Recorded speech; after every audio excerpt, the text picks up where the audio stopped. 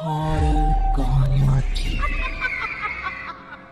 खूनी गुड़िया। वो आवाज। आधी रात का वक्त हो चुका था। पड़ोस वाले घर से फिर से किसी बच्चे की रोने की आवाज सुनाई दे रही थी और साथ में उसी घर में रहने वाली देवकी नाम की औरत की लोरी गाने की आवाज भी। ये आवाज सुनते ही राधिका डर से थर थर कांपने लगी। उसने जल्दी से गहरी नींद में सोए अपने पति केशव को जगाया। केशव, उठो, देखो ना, फिर से किसी की लोरी गाने की आवाज आ रही है बाजू वाले घर से। क्या हुआ राधिका? क्यों परेशान हो रही हो? अरे कोई आवाज नहीं आ रही यार। लेकिन अभी बस 2 मिनट पहले तो देव की लोरी गा रही थी और एक बच्चा रो रहा था। अरे कोई मूवी देख रहा होगा, उसकी आवाज होगी। देवकी और उसके पति मोनिश ने बताया ना, उनके बच्चे नहीं होते। उस घर में कोई बच्चा नहीं है। अब ना तुम भी सो जाओ और मुझे भी सोने दो।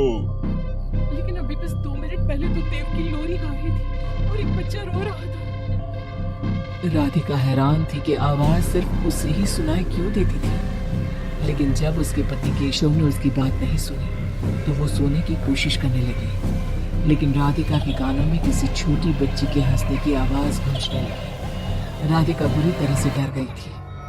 अगली सुबह। मैं दुकान जा रहा हूँ, आज माल खत्म हो रहा है दुकान में। इन दिनों पता नहीं क्यों लोग जमकर खिलौने खरीद रहे हैं। आज बड़े बाजार जाकर सारे खिलौने ले आता हूँ। आप रात होने से पहले आ जाएंगे ना? लगता है तुम देवकी से अभी तक डरी हुई हो। अच्छा ठीक है, देखो घर के पीछे वाली गैलरी में मत जाना, क्योंकि वहां से तुम्हें अक्सर देवकी नजर आती है और तुम ना फिर डर जाती हो। ठीक है केशव, मैं आज उधर जाऊंगी ही नहीं। जब भी उधर देखती हूँ कुछ डरावना ही नजर आता है। केशव दुकान चला जाता है। तभी अचानक राधिका को याद आता है कि घर की गैलरी में उसने कुछ कपड़े सुखाए थे। डरते हुए वो वहां जाती है। दूसरी तरफ देवकी की गैलरी नजर आती थी। राधिका जैसे ही कपड़े लेकर वापस आने को पलटती है, उसकी नजर सामने देवकी की गैलरी में पड़ी। वहां एक 4 साल की बच्ची खड़ी होकर उसे घूर रही थी। हे भगवान, ये कौन है? कौन है ये? मैं इससे पूछूं कि इसका नाम क्या है? हाँ, पूछ लेती हूँ, फिर केशव को बताऊंगी।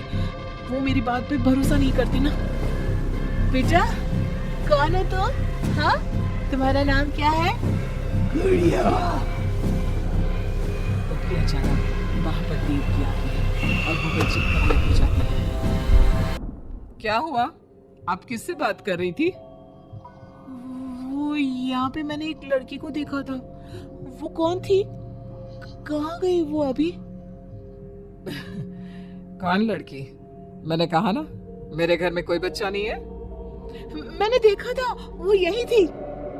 वो आपके पीछे कौन है? राधिका को फील होता है कि किसी ने उसे धीरे से पुकारा, आंटी।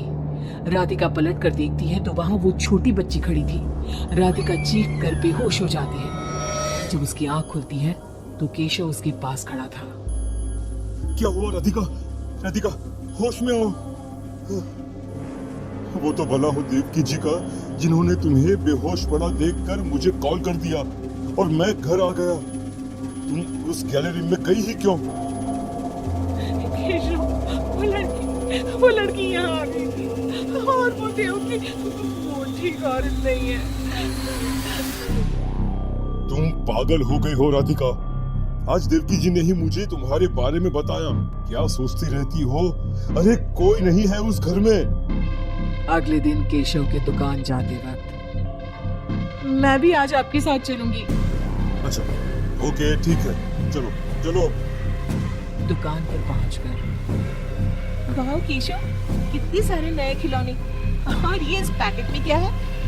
अरे एक बड़े साइज की डॉल है, मार्केट में नहीं आई है। सोचा अगर लोग खरीदेंगे तो अगली बार और ऑर्डर कर दूंगा।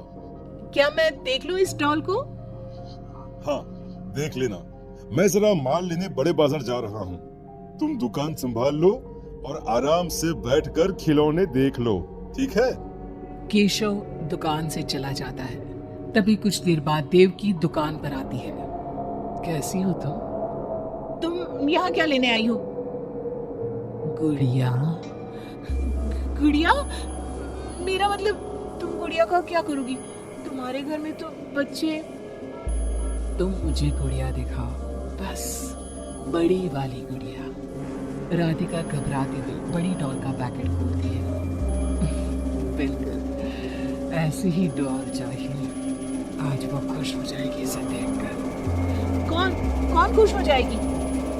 देवकी अजीब नजरों से राधिका को देखती है और बिना कुछ कहे पैसे देकर चली जाती है। उसके जाने के बाद राधिका शॉप के अंडरग्राउंड में नए टॉयज का मॉल चेक करने जाती है। वहाँ बच्चों का एक झूला था।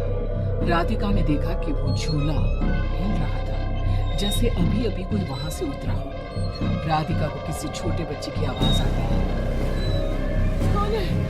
कौन है वहाँ? वही छोटी लड़की जो देविका के घर पकी थी, राधिका के सामने आ जाती है। मुझे गुड़िया चाहिए, वो बड़ी वाली। मेरे पास कोई गुड़िया उड़िया नहीं है। बड़ी गुड़िया चाहिए, मुझे दे दो, नहीं तो मैं ये सारे खिलौने जिंदा कर दूंगी और फिर वो आपको मार डालेंगे। कौन हो तुम? मैंने कहा ना नहीं है मेरे पास बड़ी गुड़िया।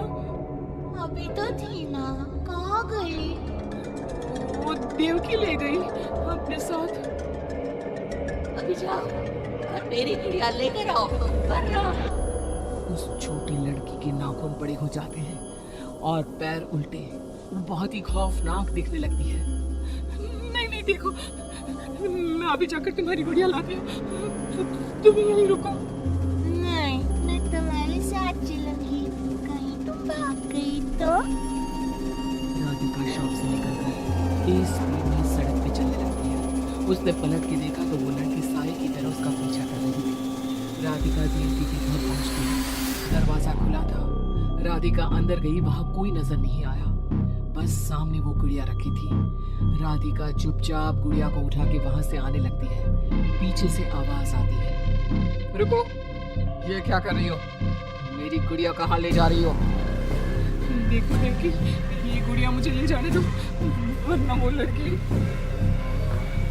तो उसने तुम्हें डराया? इसे तो मैं गुड़िया, जरा यहाँ आना बेटा।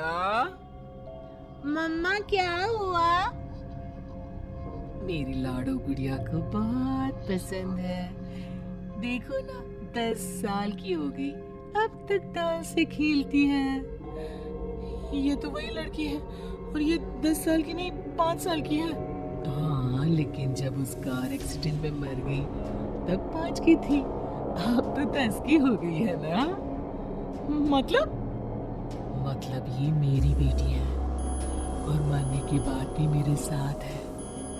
इसे ना लोरी सुन के ही नींद आती है और डॉल्स तो इसे बहुत पसंद है।